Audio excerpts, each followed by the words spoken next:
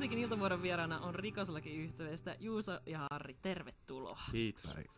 Kun me saatiin teidän Ajon hurjaa EP käsimme tänne Yle X:lle, niin me saatiin myös Tukko Monopolirahaa sen mukana. Niin kuinka helposti teidän mielestä suomalainen media on lahjavissa? No aika helposti näkyy. Niin. Näillä näkymin kyllä tosi helposti. Joo, varsinkin me pystytään lahjoon tuollaisella väärennetyllä rahalla. niin, mä lähetin ne vahingossa tänne, ne piti lähettää pankkiin. Mutta... Okei, ja me ollaan niin tyhmiä täällä, että otetaan vieraaksi sitten, totta kai. Joo. Mä oletin, että mä saisin saanut lisää. Tuommoisia gold diggereitä. Niin. Ette kyllä tuonut mitään tuleja tällä kertaa. Me vähän manautin sitä tuossa matkalla, että me olisi pitänyt. Me ajateltiin, että me oltaisiin tuotu hapan silakkaa ja sitä tässä nautiskeltu, mutta se jotenkin unohtui. Ensi kerralla. Ensi kerralla, luvataan. Hyvä. Ajon hurja on ilmestynyt ja se on semmoisen niin kuin bensalta ja kiljulta ja hieltä tuoksuva kokonaisuus, jossa on vähän semmoista perjantai-illan vaaraa, mikä tästä saakin paljon innostumaan tästä EP:stä, niin minkälaisista lähtökohdista se on syntynyt? Aika vaikea kysymys tuli tälleen nyt. Mun mielestä siinä tuli aika lailla kaikki esiin. Toi bensa jotenkin vakuutti mut. Sä melkein sanoit, missä se tulee, viinasta ja bensasta. Minkälainen kemia ylipäätään Rikoslaki-yhtyeessä teillä on keskenänne? Aika mahtava. Tapellaan vitusti ja sitten juhlitaan myös vitusti. Että siinä on semmoinen hyvä tasapaino näiden kahden asian välillä. No se on aina hienoa. Tässä EP:ssä on muun muassa Vartija-niminen kappaleessa, kritisoidaan vähän vartijoita ja siinä sivussa vähän suomalaista yhteiskuntaa, niin joko punkkarit on käynyt äänestämässä? Kyllä punkkarit kävi äänestämässä. Mä en ole vielä kerennyt, mutta mä oon tuolla Nasalla töissä, mä oon avaruuskuljettaja, niin mulla on vähän kiire. Joo, sä et ole ehtinyt vielä. No mites toi sunnuntai, onko kuitenkin vapaa päivä? Joo, joka toinen sunnuntai.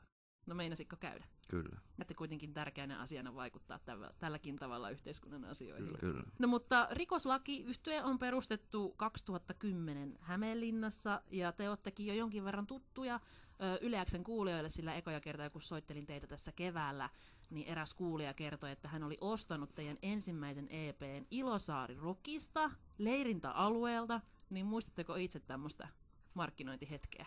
No ei mä nyt se tiettyä hetkeä, kun niin me tehdään joka helvetin paikassa, että ei noista kaupoista mitään osteta. Niin. Toisin kuin mä varmaan kädestä käteen myynyt 2500 EP:tä. Eli kauppa on käynyt kovana. Kauppa on käynyt. Yeah. Joo. No, mutta kyllä sitä työtäkin saa tehdä sitten. Onko noi festarit noita parhaita paikkoja? Ja terassit. Hauholla on sellainen 4 oravan terassi, niin sinne on myös mennyt semmoinen. Me ollaan siellä myyty enemmän kuin Bono. Niin, jep. Jessus. Kyllä. Minkälaista markkinointistrategiaa te olette suunnitellut tälle Ajo on hurjaa EP:lle? No, meillä on nyt Bono ollut siinä aika kova sellainen, että Bono näkyy tuo Helsingin katukuvassa joka sunnuntai ja se on niin kuin antanut sitä kädestä käteen. Se on vaan, että se ei puhu suomea ollenkaan, että sitä pitää sitten vähän ymmärtää paremmin. Se on vähän haastavaa. Se on vähän haastavaa. Se U2 on nyt tauolla. Niin. Bonolla on ollut vähän enemmän sitä aikaa. No, mutta ihanaa, että hänellä on ollut hyvän tekeväisyys silmään niin tämmöisellekin projektille, että suomalaiselle Rikoslaki-yhtyeelle pitää saada vähän apuja tämän EP:n kanssa. No ei se välttämättä mitään ihan hirveän suurta kampanjaa tarvitse, sillä sisältö tuolla EP:llä on oikein herkullista. Ja sitä on ollut siis tuottamassa Atomirotassa tällä hetkellä vaikuttava Rane Raitsikka. Kyllä. Miten Rikoslain ja Rane Raitsikan tiet kohtas? Olisiko ollut 2011, me oltiin Riihimäellä. Oltiin ryyppäämässä ja jouduttiin hirveäseen tappeluun. Riihimäkeläiset on vähän semmoisia outoja. Ja sitten me jouduttiin tappeluun ja sitten joku jätkä tuli siihen meidän väliin ja seivasi meidät siitä. Sitten kuka sä olet? Ja sitten se olikin Rane ja sitten sanoi, että ei te olette Rikoslaki tehdä levy. All right. Yeah. Sitten se oli siinä. Ihan oikeesti? Joo. Ihan oikeesti? Hän tuli tämmöisenä niin kuin supersankarihenkisenä hahmona. Viitta siinä ja se vaan ilmestyi sieltä. Vähän ihmeteltiin aluksi, että ei Ranella ikinä ollut viittaa aikaisemmin. Nyt sillä oli. Aika villiä. Minkälaisia vinkkejä Rane on sitten antanut teille, jos hän selkeästi on tullut vähän tämmöisenä isähahmona pelastamaan pojat pulasta? Stay out of trouble. Ei muuta. Ja sitten jonkun riffin se näytti vissiin. Niin oli. Minkälainen tuottaja Rane on muuten ollut? Hyvä. Helvetin hyvä. No kun se osaa ihan mitä vaan. Sillä nyt on vähän sitä kokemusta joka genrestä ja se on niin kuin älytön äijä. Tämä EP on nyt ulkona. Miten te sitä kuvailisitte ihmisille, jotka ei ole vielä ehtinyt siihen tutustua tähän Ajon hurjaa EP:seen? Rock and roll. Rock and roll on se meidän genre. Että se on vähän semmoista punkin ja rockin välimaastosta. Rock and roll on sellainen, minkä jokainen sitten voi ajatella itse, että mitä se tarkoittaa ja miltä se kuulostaa. Se kuulostaa helvetin hyvältä. Raakoja tissejä suomennettu. Ai että. Mitkä on ollut teidän suurimpia inspiraatioita tälle EP:lle? Matlock ja Robocop on ollut mulle sellaiset. Ne on kyllä. Musiikillisesti sitten varmaan toi Irvin ja Hurrikanes. Mitä seuraavaksi on luvassa rikoslain tulevaisuudessa? Minkälainen kevät ja kesä teille näyttäytyy? No, viikon päästä on lauantaina, meillä on keikka Hertsikassa, semmoinen pohjaklubi. Sitten ensi kuussa joku 15 keikkaa. Ja sitten katsellaan. Tehdään uusia poliisilauluja. Jep. Poliisin Ja argousi merimieslauluja. Onko koko pitkää jo jossain? Koko ajan tehdään. Sitä, Pyritään siihen, että ehkä tammikuussa saataisiin pihalle. Okei, eli tammikuussa Joo. vasta. joo, ne on pitkiä hommia. Jep. Hyvä, Ja hei. mullakin on ne avaruushommat tossa. Niin kuin sulla on ne ja joka toinenkin sunnuntai vaan vapaa, niin ei siinä oikein hirveästi kerki näitä hommia tehdä välttämättä.